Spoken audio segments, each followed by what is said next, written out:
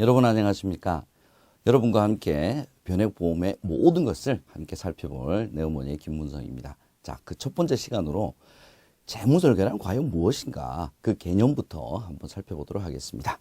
자, 우리가 이제 재무설계 그러면 많은 분들이 재무설계라는 표현을 많이 들어보셨을 겁니다. 그럼에도 불구하고 여전히 이 재무설계에 대한 개념을 조금 잘못 이해하고 계신 분들이 많으신 것 같습니다. 자, 대표적으로 어떤 경우가 있는지 간단하게 케이스를 통해서 먼저 살펴보도록 하겠습니다. 어제 큰아이 학부형 모임이 있어서 갔었는데요. 우연히 돈 이야기가 나온 거예요. 누구네는 무슨 펀드를 해서 수익이 얼마가 났네, 누구네는 어디 재개발 아파트를 샀네 하면서 막 얘기들 하는데 솔직히 좀 창피하더라고요. 다들 비슷한 나이인데 남들은 저렇게 열심히 재테크도 하고 재산도 모으고 하는데 우린 이제까지 뭐 했나 싶기도 하고, 저도 이제부터 재테크에 관심 좀 가져보려고요. 네, 케이스의 내용 잘 들어보셨습니다. 아주 전형적인 이 재무설계에 대한 잘못된 생각이 바로 이 케이스가 아니었나 싶습니다. 자, 정리 한번 해보죠. 이 재테크와 재무설계를 여전히 잘못 이해하고 계신 분들이 많이 있으십니다. 우리가 과거에 우리 부모님 세대죠. 우리가 흔히 자산을 증식시킨다. 즉 재테크라고 하는 개념에서 모든 것을 좀 바라다 보는 그런 좀 잘못된 시각이 좀 있었습니다. 우선 재테크라고 하는 개념이 무엇인지 그것부터 한번 살펴보죠. 자, 재테크라고 하는 것은 재무 테크놀로지 준말이다. 이렇게 보셔도 되겠습니다. 좀 쉽게 좀 말씀드리면 얼마나 빠른 시간 내에 얼마나 적은 돈으로 얼마나 큰 돈을 만들 수 있겠느냐라고 하는 일종의 스킬이라고 우리가 표현을 할 수도 있을 것 같습니다. 자, 불행히도 이 세상에 그런 방법이 존재한다면 얼마나 좋겠습니까? 여러 가지 환경이 많이 바뀌었죠. 자, 이제 과거와 같이 우리가 고성장 시대에 그리고 아주 높은 고금리였을 때 자산을 증식시킬 수 있는 방법이 매우 다양했다면, 자, 지금은 제가 굳이 여러분께 말씀드리지 않아도 이런 재테크적인 방식이 과연 우리의 미래를 재무적으로 안정적으로 이끌어줄 수 없다라는 것은 여러분께서도 이미 잘 알고 계실 것 같습니다. 자, 그래서 이제 재무설계라고 하는 개념으로 우리가 자산을 바라다 보고 증식시키는 고민을 하지 않으면 우리의 미래는 그렇게 밝지 못하다는 것이죠. 자, 재무설계는 무엇입니까? 제일 중요한 것은 개인이 각각의 이 가지는 삶에 대한 목표가 있습니다. 이 목표를 잘 달성시키기 위해서 이 고객들이 각자 가지고 있는 자원, 수입, 지출, 자, 이런 것들을 어떻게 효과적으로 잘 활용을 해서, 자, 이게 틀린 점입니다. 재테크가 틀린 점이 뭐냐면 얼마나 재무적으로 안정적으로 살 수 있게 계획을 세우는 것이냐. 자, 이게 바로 우리가 말하는 재테크와 다른 재무설계의 개념이다. 이렇게 우리가 얘기를 할 수가 있습니다. 자, 제가 조금 전에 강조드렸던 부분이 있었죠. 이거 뭐냐? 돈을 많이 벌게 만들어주는 것이 아니고 얼마나 재정적으로 안정적으로 살 수 있겠느냐. 바로 이 부분이 가장 큰 핵심이다. 이렇게 여러분들께서 생각을 해 주시면 좋겠습니다.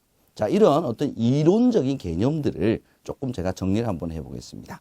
자, 다양한 재무 목표를 잘 달성하기 위해서는 수치화시키는 겁니다. 구체화시키는 거죠. 그래서 이렇게 구체화된 재무 목표를 달성하기 위해서 이제 전략을 수립을 해야 됩니다. 자, 어떤 전략들이냐?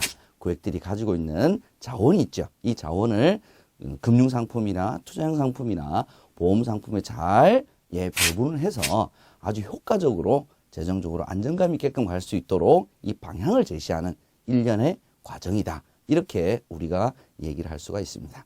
자, 이렇게 또 이론적으로 얘기를 하면 재미가 없어요. 자, 이걸 우리 보호목표 관점에서 조금 더 구체화시켜 본다면, 먼저 고객의 관점을 재무 목표라고 하는 쪽으로 우리가 좀 축약을 시켜보자는 겁니다. 이 재무 목표는 단기 재무 목표가 있고요. 중기 재무 목표가 있고 또한 장기 재무 목표가 있습니다. 그래서 상품을 고객에게 먼저 제안하기 이전에 고객의 단기, 중기, 장기적인 재무 목표를 잘 구체화시켜서 이것을 달성하기 위한 조언자의 역할로서 바로 우리가 이 재무설계라고 하는 개념을 이해를 해야 한다는 것입니다. 자, 이렇게 조언자의 역할을 자연스럽게 함으로써 당연히 고객이 가지고 있는 자원을 단기, 중기, 장기의 재무 목표를 달성하기 위해서 배분을 해야 됩니다. 자, 이런 과정 속에서 바로 우리가 자연스럽게 보험 상품이라고 하는 우리 상품을 제안을 할 수 있는, 자, 이런 것이 우리 보험업계 관점에서 본 재무 설계 프로세스로 여러분께서 이해를 하실 수가 있겠습니다. 자, 이제 다시 조금 더 우리가 재무 설계에 대한 개념을 조금 더 우리가 쉽게 구체화 좀 시켜본다면 저는 이렇게 생각합니다. 인생의 내비게이터다. 아무도 가보지 않았던 인생의 긴 여정을 가는데 누가 옆에서 지도를 보면서 지금은 직진해야 돼. 지금 우회전해야 돼. 지금은 여기는 잘못됐어. 조금 한 100m 좀 앞에 가면 지금 공사 중이야. 차가 꽉 막혀 있어.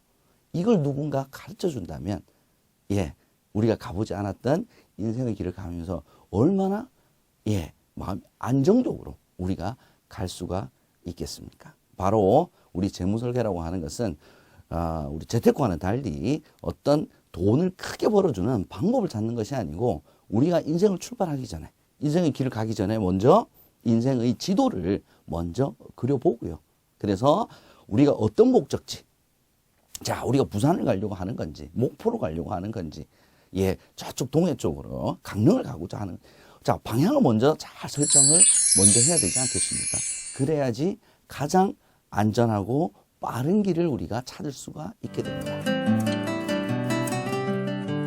자, 마지막으로 재무 설계에 대해서 일반적으로 사람들이 가지는 3가지 오해가 있습니다. 이게 무엇인지 간단하게 정리를 한번 해보도록 하겠습니다. 자, 그 첫 번째는 이 재무 설계는 자산 규모가, 즉 돈이 많은 사람들이 하는 것이다 라고 하는 오해를 많이 가집니다. 재무 설계는요, 이 자산의 규모와 전혀 상관없이 누구에게나 필요합니다. 오히려 자산이 많이 있으신 분보다 많이 이제 있게 만들어야 되는 사람에게 더 오히려 필요한 것이죠. 왜냐? 실수를 하면 안 되니까.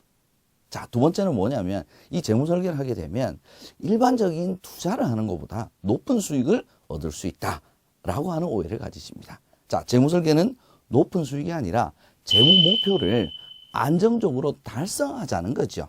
그죠? 그래서 얼마만큼 재무적인 안정성을 더 가질 것이냐라는 측면에서 높은 수익을 기대하는 것과는 다른 개념이다. 이렇게 여러분께서 생각해 주셔야 되겠습니다. 자, 마지막으로 3번째입니다. 이 재무 설계는 지식이나 정보가 좀 부족한 사람들이 많이 이걸 필요하다, 받는다. 이제 이렇게 여러분께서 오해를 하시는 분들이 많이 있으십니다. 아닙니다. 재무 설계는 오히려 지식이나 정보 안목이 있으면 있을수록 이제 재테크라고 하는 개념이 아니구나.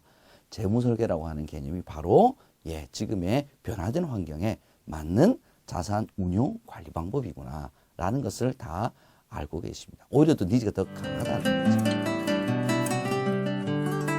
자, 이렇게 해서 간단하게 재무 설계에 대해서 가지는 오해 3가지로 정리를 해서 한번 살펴보았습니다. 자, 이렇게 해서 여러분들과 함께 재무 설계에 대한 개념 살펴보았습니다. 저는 다음 시간에 또 여러분들 찾아뵙도록 하겠습니다. 수고하셨습니다.